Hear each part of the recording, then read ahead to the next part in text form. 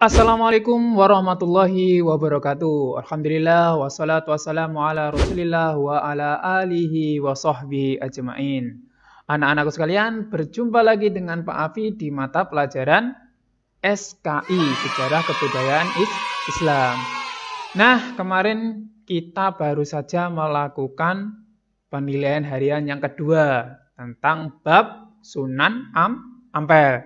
Nah, hari ini kita akan masuk ke mata pelajaran baru, ke bab baru, yakni adalah Sunan Giri. Nah, ini sunan yang ketiga yang kita pelajari hari ini. Nah, seperti biasa untuk pelajaran SKI, ya, saya pecah-pecah menjadi berapa subbab. Nah, supaya lebih mudah untuk mana saja yang dipelajari terlebih dahulu. Yang pertama adalah tentang asal usul. Berarti ini tentang silsilah atau siapa itu Sunan Giri. Nah, kita nanti akan dipelajari di bab yang pertama. Yang kedua ada dakwah. Nah, dakwah ini terdiri dari mana beliau mendapatkan ilmu dan bagaimana beliau mendakwakan ilmu tersebut. Ya, Sunan Giri ini. Yang ketiga adalah kontribusi. Nah, kontribusi ini berisi tentang jasa-jasa beliau, Sunan Giri, untuk masyarakat sekitar, baik untuk agama, sosial, politik, budaya, dan lain sebagainya. Nah, ini nanti kita pelajari. Yang terakhir, yang keempat adalah sikap positif, berarti adalah teladan-teladan yang kita bisa ambil dari kisah Sunan Giri ini. Nah, langsung saja ke bab yang pertama, yakni adalah asal usul dan dakwah. Yang pertama adalah Sunan Giri ini, ya, ini unik, ya. Karena beliau ini tidak kenal bapak dan ibunya. Wow. Ya, karena beliau ditemukan oleh Nyai Ageng Pinatih di tengah laut. Tepatnya arah ke Bali. Jadi perbatasan antara Banyuwangi dan Bali. Nah, kisahnya adalah Nyai Ageng Pinatih ini adalah seorang saudagar kaya raya asal Gresik. Nah, dia mau berdagang ke Pulau Bali. Nah, awak itu karyawan, ya, karyawan tapi di kapal. Itu nggak jadi berdagang ke Bali. Tapi justru menemukan Sunan Giri kecil di dalam peti. Wow. Jadi terombang-ambing dalam lautan, di dalam peti. Nah, nggak jadi dagang, akhirnya diambil oleh awaknya, ya. Awaknya Ageng Pinatih ini dibawa ke Nyai Ageng Pinatih. Nah, Nyai Ageng Pinatih ini marah-marah. Kok gak jadi dagang sih? Nah, tapi terus akhirnya ditunjukkan peti yang isinya bayi ini, Nyai Ageng Pinatih gak jadi marah. Nah, karena Sunan Giri ini pertama kali ditemukan di lautan, akhirnya Nyai Ageng Pinatih memberikan nama Sunan Giri awal, Sunan Giri kecil ini dengan nama Joko Samudro. Ya, samudra itu kan artinya adalah lautan. Joko itu artinya adalah laki-laki. Laki-laki di lautan. Itu bahasa Jawa. Nah, itu kisahnya. Nah, siapa sih Sunan Giri ini? Nah, Sunan Giri ini setelah ditelisik ternyata adalah anak dari Syekh Maulana Ishaq. Saudaranya bapaknya Sunan Ampel. Ya. Siapa bapaknya Sunan Ampel? Syekh Maulana Malik Ibrahim atau disebut dengan Sunan Gresik. Nah, bapaknya Sunan Giri ini saudaranya Sunan Gresik. Nah, dengan Dewi Sekardadu, putri kerajaan Blambangan. Raja Blambang, kerajaan Blambangan itu terletak di Banyuwangi. Jadi, Syekh Maulana Ishaq atau saudara Sunan Gresik ini pernah dakwah di Banyuwangi atau Blambangan. Dan akhirnya dinikahkan oleh putri rajanya. Nanti kita kupas, ya, kisahnya kok bisa sampai ke Banyuwangi itu gimana? Syekh Maulana Ishaq. Nah, saat kecil Sunan Giri ini sudah dikirim oleh Nyai Ageng Pinatih, ibu sambungnya, ibu tiri, disebut ibu tiri juga bukan, ibu temu. Nah, ibu nemunya untuk belajar ke Ampel. Tempatnya Denta, tempatnya Sunan Ampel berdakwah. Ya. Nah, di tempat Sunan Ampel ini namanya diganti menjadi Raden Paku oleh Sunan Ampel dari wasiat dari bapaknya. Nah, ya, Karena kepintarannya di usia 16 tahun, Sunan Ampel merekomendasikan Sunan Giri untuk menuntut ilmu lebih jauh dengan ulama-ulama internasional yang saat itu bertempat di Samudra Pasai. Samudra Pasai itu tempatnya ada di mana? Tempatnya ada di Sumatera, ya, atau lebih tepatnya lagi ada di kawasan Aceh. Itu kan kerajaan Islam pertama kali itu di Samudra Pasai. Nah, itu kumpul. Dan letaknya juga strategis. Ya. Jadi banyak orang-orang luar kalau mau ke Aceh itu lebih mudah daripada ke Jawa. Nah, kan letaknya di ujung. Nah, paling mudah sendiri. Nah, di sana saat usia 16 tahun akhirnya dia ketemu dengan bapaknya. Nah, jadi Syekh Maulana Ishaq ini setelah dari Banyuwangi pindah ke Samudra Pasai. Karena suatu sebab. Nanti kita ceritakan. Nah, Sunan Giri ini juga sangat dekat dengan Sunan Ampel. Bahkan anak Sunan Ampel yang namanya Dewi Murtasyiah ini dinikahkan oleh Sunan Giri. Nah, sangat dekat. Berarti hubungan antara Sunan Giri dan Sunan Ampel itu yo sepupu juga mertua, kan? Ya termasuk sepupu. Kan Sunan Ampel itu anak dari saudaranya ayahnya, berarti kan sepupu. Tapi juga menjadi mertuanya. Nah, oke, lanjut. Nah, ini kita mulai ke kisah ke Kerajaan Blambangan. Jadi awalnya dulu Kerajaan Blambangan itu mengalami semacam wabah. Ya kayak kita sekarang ini, ya COVID lah istilahnya kalau dari situ. Bahkan di ungkapan lama, ya, itu mengatakan bahwa wabah ini sekarang sakit besok mati. Lebih parah, sekarang sakit besok mati. Nah, karena sudah galau, ya, Raja Blambang ini atau biasa dengan namanya itu Prabu Menak Sembayu ini, atas saran dari istrinya nyuruh membuat sayembara. Siapa sih yang bisa menyembuhkan wabah penyakit di Kerajaan Blambangan nanti akan dinikahkan dengan anak Prabu Menak Sembayu ini. Ya, Dewi Sekar Dadu. Nah, setelah sayembara itu sampai selesai, nggak ada yang bisa menyembuhkan penyakit di kawasan Kerajaan Blambangan. Akhirnya Patih itu menterinya, ya, Patih Bajensoro ini pergi nyari orang pinter. Nah, orang pinter ini namanya ada Resi Kadabya. Nah, Resi Kadabya ini setelah ditanyai Patih Bajensoro ini ngaku nggak sanggup, tapi beliau merekomendasikan atau menyarankan ada sesosok orang yang soleh, ya, yang mampu, insya Allah mampu untuk menyembuhkan penyakit atau wabah di Kerajaan Blambangan. Nah, waktu itu Syekh Maulana Ishaq sedang bertafakur, menyendiri di dalam gua. Akhirnya ditemui oleh Patih Bajensoro ini. Nah, Syekh Maulana Ishaq menyanggupinya. Akhirnya bertemu dengan Prabu Menak Sembayu. Nah, cuman Syekh Maulana Ishaq memberikan persyaratan. Persyaratannya adalah diberikan keleluasaan untuk mendakwakan Islam di Kerajaan Blambangan. Ya, namanya juga Syekh Maulana Ishaq, sama seperti Syekh Maulana Malik Ibrahim yang dulunya juga seorang tabib, ya akhirnya wabahnya selesai. Usut punya usut, ternyata Kerajaan Blambangan di sini nggak ada di buku kalian. Nah, kisahnya. Ini saya dapat kisahnya ya di kisah buku-buku Wali Songo. Nah, itu ternyata Kerajaan Blambangan itu rakyatnya gemar makan, minum, ya, hewan-hewan liar. Cacing, kodok, babi, kalau jengking, gemar seperti itu. Ya, sama seperti COVID ini toh, awalnya dari kelelawar. Nah, ini Kerajaan Blambangan juga seperti itu rakyatnya, gemar seperti itu.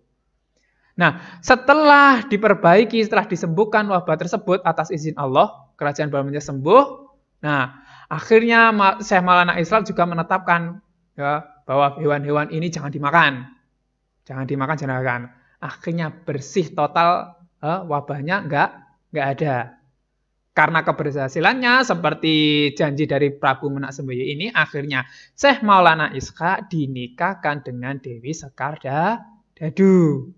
Nah, ini kisah yang menarik setelah ini. Jadi yang namanya juga kerajaan Blambangan, rakyatnya itu gatel, ya. Gatel pengen makan makanan yang seperti dulu. Kodok kalau jengking gak tahan. Gak tahan. Akhirnya mereka mulai makan. Nah, akhirnya mulai timbul wabah lagi. Nah, mereka menuduh ini adalah sihir dari Syekh Maulana Ishaq. Nah, sebelum ditangkap Syekh Maulana Ishaq sudah punya firasat. Nah, beliau izin ke istrinya untuk hijrah ke Samudra Pasai. Nah, ke Sumatera atau ke Aceh. Jadi sebelum ditangkap oleh para warga dari kerajaan Blambangan, ini Syekh Maulana Ishaq sudah kabur belulan ke Samudra Pasai. Nah, akhirnya wabah ini semakin menyebar. Nah, terus akhirnya yang dituduh adalah anaknya Syekh Maulana Ishaq yang saat itu masih ada di kandungan Dewi Sekar Dadu. Ya, Sunan Giri ini masih dalam kandungan. Sudah dituduh ini biang penyakit. Nah, anak nggawa wabah dituduh. Nah, Dewi Sekar Dadu sebagai jiwa seorang ibu terus gak tega lah, ya. Gak tega anaknya yang belum lahir sudah dituduh mau dibunuh. Akhirnya Dewi Sekar Dadu memberikan pilihan Sunan Giri dimasukkan ke peti terus dilarung ke laut. Nah, dia berkata kalau memang anak ini diizinkan oleh Allah atau Tuhan ini hidup, ya hidup. Nanti dilarung di laut di dalam peti. Nah, seperti itu. Nah, dari kisah ini, ya kan, sudah dilarung ke laut inilah yang nanti akan ditemu oleh awak kapalnya Nyai Ageng Pinante. Ya, di antara Banyuwangi dan Bali ditemukan di situ. Nah, kita nggak usah terlalu membahas di kerajaan Blambangan. Kita fokusnya ke yang baik-baik saja. Nah, sekarang kita lanjut ke fase dakwah. Yang pertama adalah untuk menuntut ilmu. Seperti yang kita ketahui bahwa Sunan Giri ini adalah salah satu dari sunan-sunan di Wali Songo yang amat jenius, pinter, ya. Jadi usia 16 tahun saja sudah direkomendasikan oleh Sunan Ampel untuk pergi ke Samudra Pasai. Nah, di situ sudah diwejangi oleh Sunan Ampel bahwa di sana ada ayahmu seorang ulama besar, yakni adalah Syekh Maulana Ishaq. Akhirnya bertemu. Nah, Sunan Ampel di sini tidak sendiri ke Samudra Pasai, melainkan dia bersama dengan anak Sunan Ampel, yakni adalah Raden Magdun Ibrahim atau biasa disebut dengan Sunan Bonang. Ini sama-sama pinternya. Sunan Bonang sama Sunan Giri dikirim untuk belajar ke Samudra Pasai. Nah, karena kepintaran beliau di Samudra Pasai oleh para ulama, oleh para guru-gurunya, dia digelari dengan Ainul Yakin. Nah, karena sudah merasa cukup dan lulus, akhirnya Sunan Giri pulang ke Gresik atau ke Ampel Denta. Nah, sebelum pulang dia dikasih semacam wejangan oleh ayahnya supaya mendirikan pesantren dengan tanah yang sesuai dengan yang dibungkuskan. Jadi Syekh Maulana Ishaq memberikan tanah, suruh membangun pesantren dengan tanah yang sama seperti yang diberikan. Nah, akhirnya Sunan Giri pulang ke Ampel, dia sebelum mendirikan pesantren masih sempat-sempatnya membantu ibunya, Nyai Ageng Pinante, yang sudah tua, ya, untuk berdagang. Nah, berdagangnya juga sukses, cuma Sunan Giri ini kurang srek lah hatinya kalau full di perdagangan. Akhirnya dia memutuskan minta izin ke ibunya untuk mendirikan pesantren. Nah, ini juga ada kisahnya yang menarik, tapi nggak usah dikisahkan di sini, nanti terlalu panjang nanti videonya. Nah, usut punya usut, Sunan Giri akhirnya teringat oleh pesan atau wasiat dari ayahnya saat di Samudra Pasai untuk mendirikan pondok atau pesantren dengan tanah sesuai yang dibungkuskan. Akhirnya Sunan Giri ini keliling-keliling.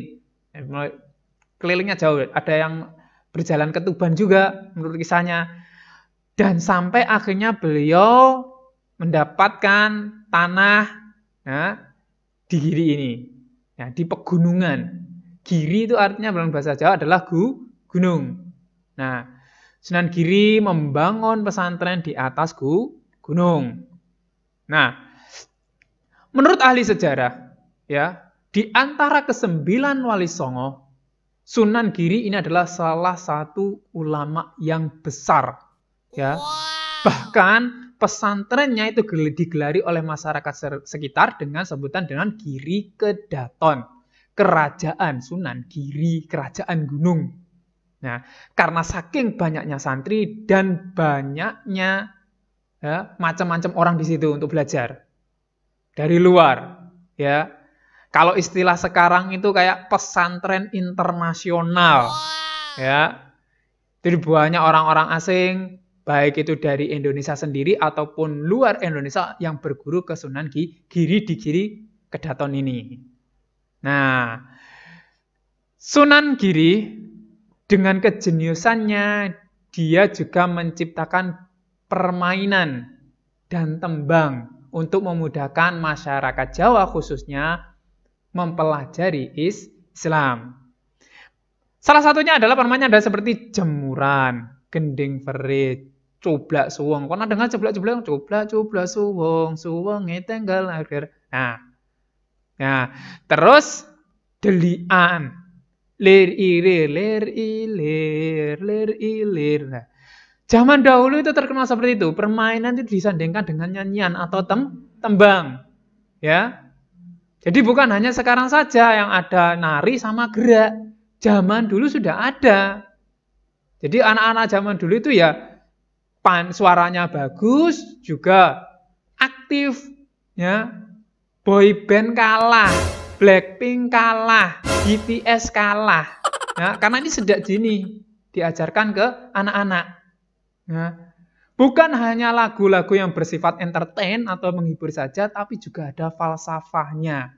Ya, ilmu-ilmu kehidupan. Wejangan-wejangan itu masuk di permainan dan tembang-tembang ini. Nah, ada juga Asmarodono, Bapak Pucung, duduk gunung. Nah, ada turi putih. Nah, seperti itu. Kalian bisa mencari. Jadi karya-karya beliau, karya-karya Sunan Giri ini, insya Allah masih ada. Nah, kalau yang masyarakat Jawa lama, mungkin masih bisa mendengarkan tembang ataupun permainan dari Sunan Giri, ciptaan Sunan Giri ini. Nah, selanjutnya adalah jasa dan kontribusi.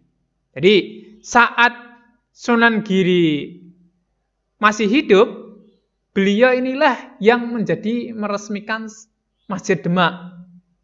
Ya, Masjid Demak. Dan juga cikal bakal dari Kerajaan Demak. Ya, masuk jajaran orang-orang yang merekomendasikan untuk mendirikan Kerajaan Demak, termasuk Sunan Ampel yang dulu.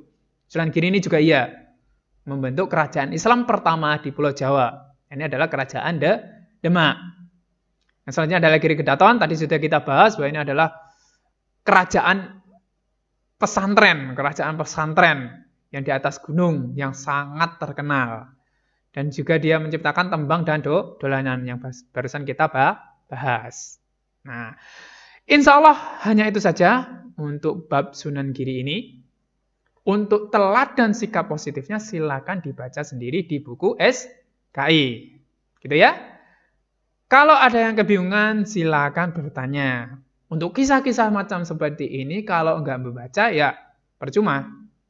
Ya. Jadi untuk sejarah itu ya pasti baca ya. Kalau didongengin saja tidur kalian nanti. Nah, seperti itu. Saya cukupkan untuk hari ini. Subhanakallahumma wa bihamdik asyhadu alla ilaha illa anta astaghfiruka wa atubu ilaik. Assalamualaikum warahmatullahi wabarakatuh.